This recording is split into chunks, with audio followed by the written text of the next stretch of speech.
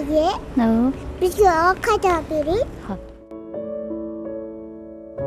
Farzandlarim yegisi kelgan, ichgisi kelgan narsani ko'ngliga qaramayman joyi kelsa. Ayajon, uyga ketaylik.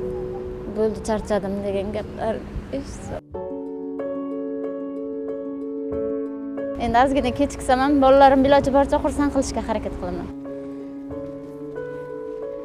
Dadam tirik bo'lganda bu ahvolga tushmasdi. Farzandlarim uchun charchadim deyishga ham haqqim yo'q. Uzr, ozgina kechikib ketdim.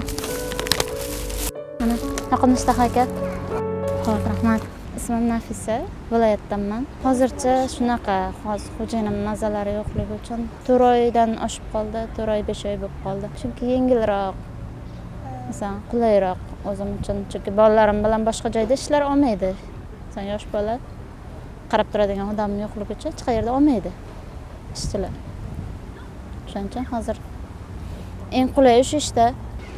Chunki qarindoshlarim hammasi to'g'risini aytsam o'z yo'liga hammasi. Qiyinchiliklari bor. Chunki juda ko'p uzoq yo'l. Ham klientga kechikib boramiz, klient uyiga. Ham zakazga ham kechikib boraman. Masalan, texnikalar haydolmayman.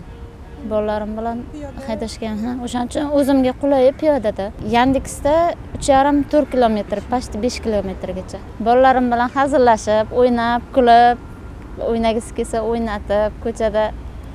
Endi ozgina kechiksam ham bolalarim iloji boricha xursand qilishga harakat qilaman. Kolonka aytib beradi, o'zi qo'shiq eshitib beradi, ikkalasi ham.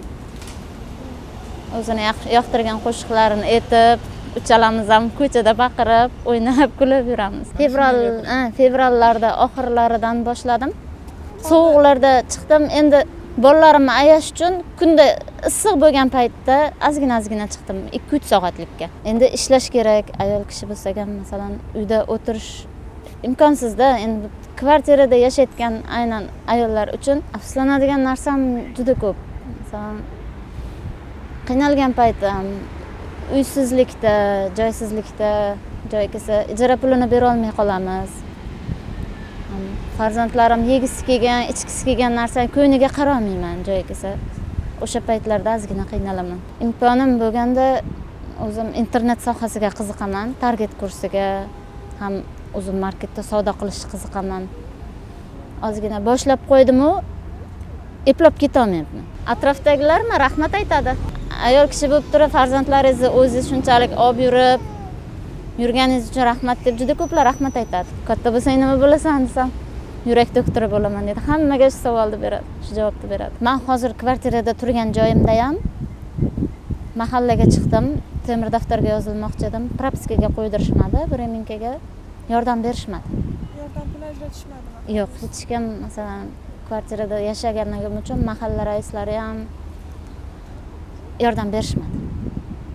Bir kunda masalan bugun Bodomzorga borsam 3 soatlik anaqam bor, 3 soatlik ishim bor. Ertaga boshqa joyga chiqaman, Yunusobodga, Yakkasaroyga. Shunaqa joylarga boraman. Agar xo'jayinim ishlari yaxshi bo'lib, agar kasal bo'lmaganlarida bu ish qilmasdim. O'qirdim, chunki maktabdan ham tekinga o'qishga jo'natishga chiquvdi. Qirg'izistonga, Bishkekka, O'sh shahriga, o'sha san'at institutiga jo'natmoqchi edi o'qituvchilar tekinga. 2010-yil dadam rahmatli o'tib qoldilar. Undan keyin opam turmushga berib yubordilar. O'zim qolib ketdim-da o'gay onani qo'lida. Akam uncha qaramasdilar. Akam rahmatli ham o'tgan yili noyabr oyida berib qo'ydik. Hozir endi shu majbur bo'ldim-da turmushga chiqishga. Imkonsiz qolib ketdim. Ota-onasiz. Aytish qiyin. Onam o'gay edilar. 1,5 yoshligimda adamni qo'lida qolganmiz. Akam, opacham uchalamiz qolganmiz. Uyimizni sotib yuborishdi, adam uyimizni sotib yubordida Asli Baxmaldan. Keyin Jizzaxda mahalla joyiga ko'chib chiqdik. Dadam rahmatli rasmchi edilar. Mahallada bilasiz-ku, rasm, televizor tuzatardilar. U paytda antena televizorlar eski bo'lardi. O'sha bilan kun ko'rardi. Dadam 7 ta farzandni dadam rahmatli o'zi boqardilar. 3tamiz o'zimiz dadamniki bo'lsak 4ta o'gay boqardilar, 7ta farzand boqardilar. O'tib qoldilar. Keyin 2010-yil noyabr oyida o'tib qoldilar, oktyabr oyida. Agar dadam tirik bo'lganda bu ahvolga tushmasdi. Kasal bo'lmaganlarida bu ish qilmasdim. Qarindoshlar o'z yo'liga. Hozir opacham ikkalamiz o'zimiz bir-birimizga dalda berib yashaymiz. Suyanganim opacham. Uy-joy qil, farzandlaring uchun uy-joy qil deb faqat pishadigan opacham. Shahar ichida kvartirada yurardim, shu mo'ykalarda ishlardim, restoranlarda ishlardim. Orqamdan hech kim kelmagani uchun, hech kimim yo'qligi uchun sen yomonsan, eplolmaysan, ish eplolmaysan. Xudoga shukr, hamma qilardim. Ish eplolmaysan, ota-onang yo'q, tagli tukli emassan deb ko'p haqorat qilardilar qaynonam. Ulardan ham 2ta farzandim bor. Olib qolishdi. Issiq joyini sovutib bezovta qilgim kelmadi, ularni ham o'zimga qo'shib sarson qilgim kelmadi. O'qigim keladi, uyda o'tirib farzandlarimni onalik qilib, uyda o'tirib ko'chada sarson qilmay bolalarimga o'zim qaragim keladi. Men o'ylaydigan narsam, mana shu 2ta qizim ertaga orqamda ko'chada sarson bo'lib qolishini xohlamayman. Men hozir bor niyatim mana shu uy-joy qilib 2ta qizimni bitta joyda qo'yish. Maktabga chiqadi ertaga.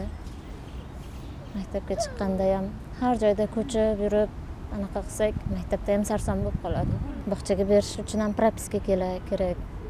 Bitta joy uni ham uchirtga qo'yish kerak ekan. Hozir bog'chaga bermagan bolalarda ham maktab olmayapti deyishyapti. Men chetlarni orzu qilmayman.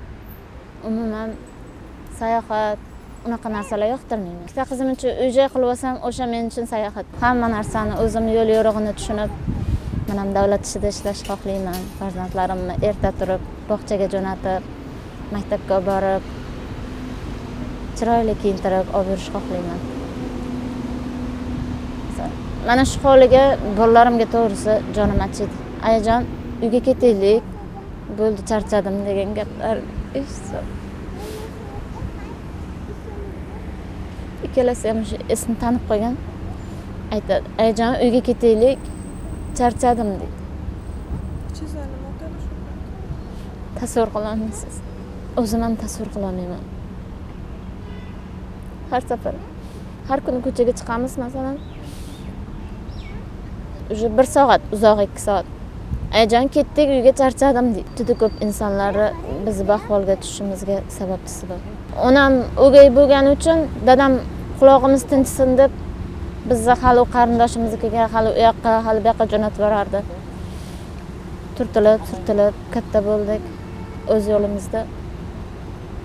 Qarindoshlardan hech qanaqa umid kutmayman. Chunki qishloqdagilar bilasiz, hammasi o'zi bilan o'zi zo'rg'a yashaydi. Maktabda ham 9-sinfgacha o'qiganman. Maktabda ham dadam o'zi tayyorlantirib tadbirlarda qo'shiq ayttirardi. Dadam o'zi ham hofiz bo'lgan edi, qo'shiqchi bo'lganlar. O'zlari tayyorlantirib, harakat qilib, dadam orzulari katta edi. Bolalarimni o'qitaman, uy-joyli qilaman, navara ko'raman, to'y ko'raman degan orzulari bor edi. Reanimatsiyaga tushib ancha qiynaldim. Xudoga shukr, boshimda opam bo'lgani uchun bolalarimni qarab, anaqa qilib berdi. Tug'ilgan paytda ancha payt Zangiottada yotib chiqdim 20 kun. Covid bo'lib qoldim. 65% Covid bo'ldim. 20 kun reanimatsiyada yotdim. Undan keyin Yangi Toshmida kardiologida ham yotib chiqdim, yurak kasalliklari bo'yicha. Baribir doktor nazoratida baribir turaman. Dorilarim bir ichib turaman. Shu 6 oy davomida masalan 1 oy dorilarimni ichib turaman. Yurak dorilarini, hansirab charchab qolaman. Anaqa qiyali joylardan kalasga haydaganda ozgina qiynalaman. Chunki charchab qolaman, hansirab qolaman. Davolanishim kerak, doktorlar dori yozib bergan, hali uni ham olganim yo'q. Yarmini oldim. Yana 2 lichini dorim bor. Nolimayman. Farzandlarim uchun charchadim deyishga ham haqqim yo'q. Chunki farzandlarim kelajagini o'qitishim kerak, hali bular o'qish kerak, ilm olish kerak. Inglizcha gapiradi ikkalasi ham. 2-3% inglizcha gapiradi. Inglizcha harflarni boshdan oxirigacha yodlaydi. U yoqdagi farzandlarim ham omon bo'lsin, umrizo bo'lsin, yaxshi joylarga kelin bo'lsin. U yoqda ham 2ta qizim bor. Bular bilan 4tada. Hattoki o'zim osib qo'yishgacha keldim-da. Qaynanam ozgina injiqroq edi. O'g'lini yillab chet elga jo'natib yuborardi-da. Qaynakam, qaynonam kun bermas. Juda ko'p narsa gapira olmayman.